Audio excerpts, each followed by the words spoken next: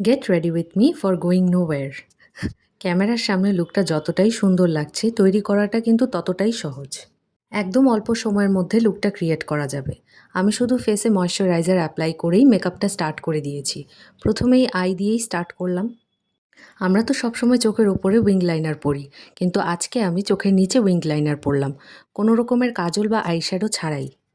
Recently spicy candy চ্যানেলের প্রিয়াদিকে দেখেছিলাম এরকম একটা আই লুকে, তো তারপর আমারও খুব ইচ্ছে হলো লুকটা ক্রিয়েট করার।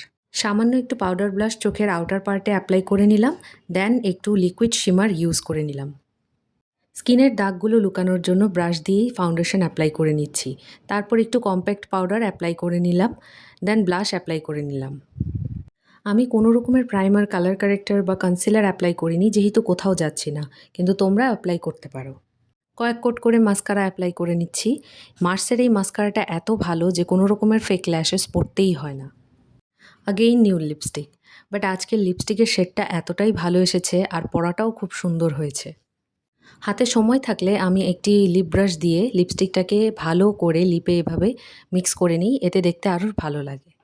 কানের দুল পরে চুল ছেড়ে একটু পোজ দিলাম, যাতে তোমরা মেকআপটা আরও ভালো করে বুঝতে পারো। Thank you.